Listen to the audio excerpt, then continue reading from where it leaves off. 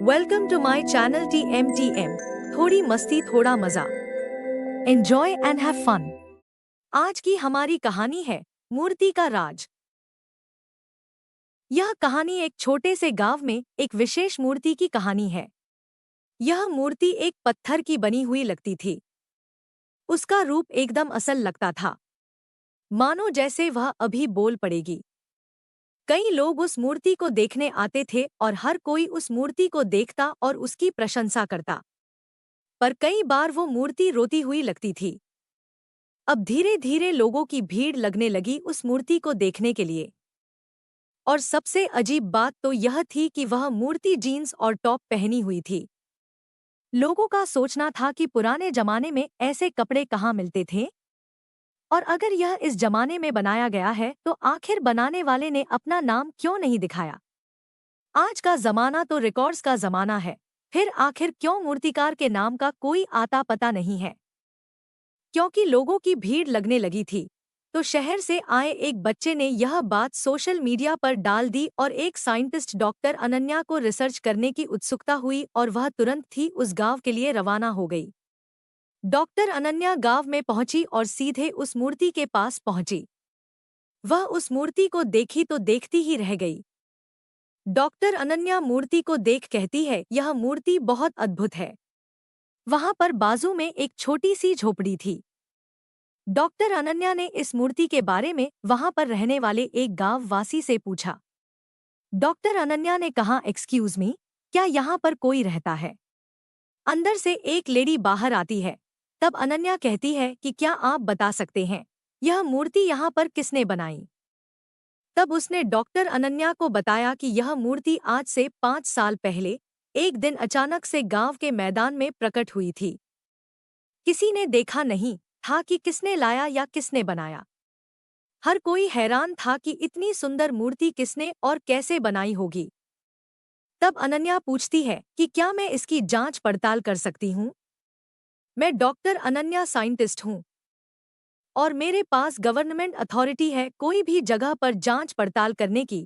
यह बात सुनते ही गांव वाले भड़क जाते हैं और कहते हैं कि कुछ भी हो, यह गांव की धरोहर है और कोई भी इसके साथ छेड़छाड़ करेगा तो हम बर्दाश्त नहीं करेंगे। इस तरह लोगों ने डॉक्टर अनन्या को इन्वेस्टिगेशन करने से रोक लगा दी।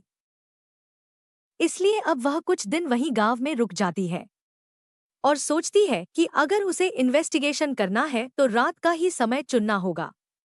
अब वो रात को उस मूर्ति की जांच करने का फैसला करती है। डॉक्टर अनन्या अब रात को उस मूर्ति के पास पहुंचती है और उस मूर्ति को छूने की कोशिश करती है। जब उसने मूर्ति छूने की कोशिश की तो उसके हाथ में करंट सा लगा, जैसे मानो उसे मूर्ति को छूने से कोई रोक रहा हो, और थोड़ा सा पत्थर झरकर नीचे गिर गया। डॉक्टर को यह बात बहुत अजीब लगी। उसने सोचा कि इस मूर्ति को छूने से तो बहुत भयंकर झटका लग रहा है, इसे मैं नहीं छू सकती। शायद कोई न्यू टेक्नोलॉजी के साथ ही मूर्ति बनाई हो। और उसने मन में एक बात और सोची कि अगर ऐसे ही मूर्ति को छूने से पत्थर झड़ते रहे और अगर मूर्ति को थोड़ा सा भी नुकसान हुआ तो गांव वाले छोड़ेंगे नहीं।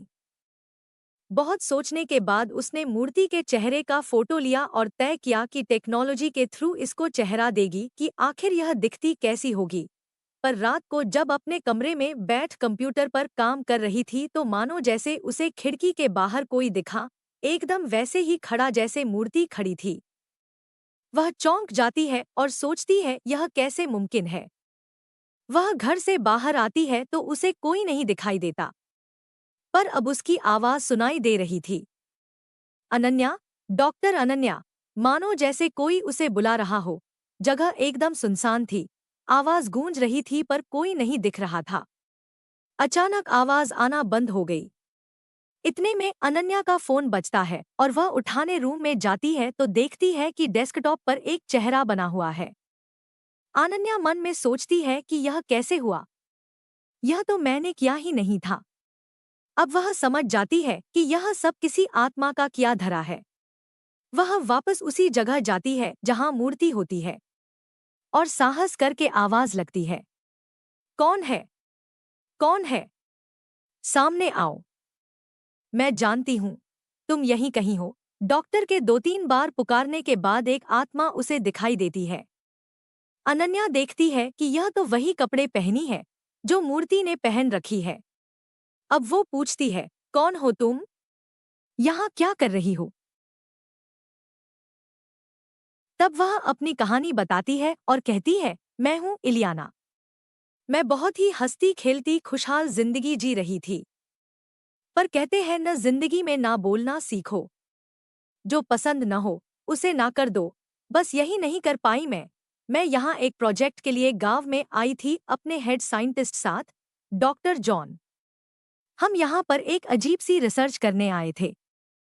साइंटिस्ट का कहना था कि हम मरे बगैर भी किसी के शरीर से आत्मा बाहर निकाल सकते हैं और चाहो तो वापस उसे शरीर में अंदर डाल भी सकते हैं।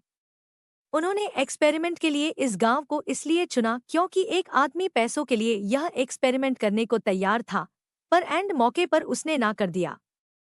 यह बात डॉक्टर से सहन नहीं हुई और उन्होंने कहा कि यह एक्सपेरिमेंट तो हम जरूर करेंगे। उन्होंने मुझे फोर्स किया।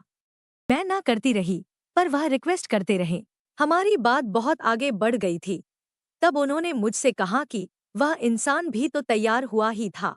जब तक कोई कुर्बानी नहीं होती तब तक कोई एक्सपेरिमेंट हो ही नहीं सकता। तब मैंने कहा कि कुर्बानी इच्छा से होनी चाहिए, जबरदस्ती से नहीं।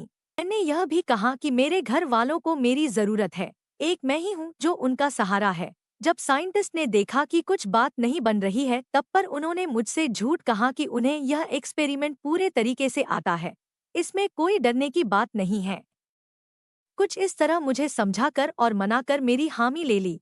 एक्सपेरिमेंट करते वक्त उनके प्रक्रिया में कुछ गलती हो गई क्योंकि उनको पूरा नॉलेज नहीं था और इस वजह से मेरी आत्मा शरीर से बाहर तो आ गई पर अंदर गई ही नहीं। उन्होंने बिल्कुल भी नहीं सोचा मुझे छोड़ने के पहले। वो मेरे शरीर को इस मैदान में छोड़ गए। उस टाइम तो मैं मरी नहीं थी, पर 4-5 दिन तक मेरे शरीर को जब खाना नहीं मिला तो दिल धड़कना बंद हो गया और इस तरह मेरा रास्ता हर तरह से बंद हो गया मेरे ही शरीर में वापस से जाने का। मैंने सोचा था कि वह साइंटिस्ट जाकर किसी एक्सपीरियंस्ड साइंटिस्ट को लाकर वापस से एक्सपेरिमेंट शुरू करेंगे और मेरे शरीर में मुझे वापस लाने की कोशिश करेंगे, पर उसने ऐसा कुछ नहीं किया। वह तो भाग गया।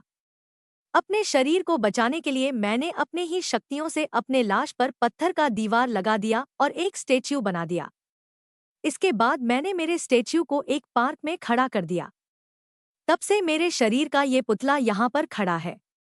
मैं चाहती हूँ कि उसे सजा मिले और मुझे मुक्ति। ऐसा बोलकर वो गायब हो जाती है।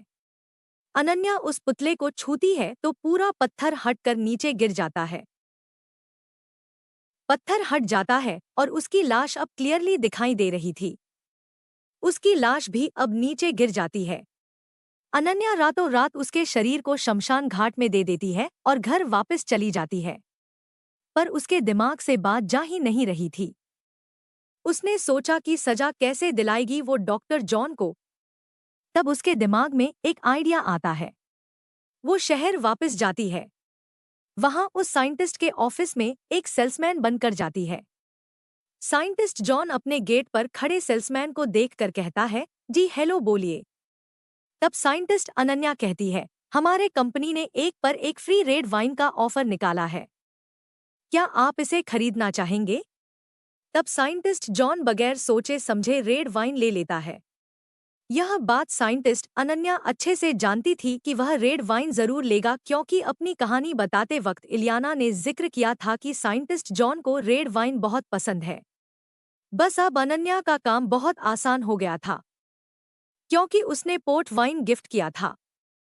पोर्ट वाइन उस वाइन को कहा जाता है जो बहुत ज्यादा पुरानी हो। कहा जाता है कि जितना वाइन पुराना हो उतना ही नशा ज्यादा चढ़ता है। जैसे ही डॉक्टर जॉन वह वाइन पिता है, उसे नशा चढ़ जाता है। वह अपने काबू में नहीं रहता है। और तब डॉक्टर अनन्या ऑफिस में अंदर आती है। एक पेन ड्राइव और एक रिकॉर्डिंग लेकर उसे सारा सच पूछती है। क्योंकि वह अपने होश में नहीं था, उसने सारा सच कह दिया था और बस यही प्रूफ वह पुलिस में दिखाकर उसे अरेस्ट करवा देती है। डॉक्टर अनन्या सोचती है कि कब सोचा था एक सोशल मीडिया का छोटा सा पोस्ट इतना बड़ा पोल खोल देगा।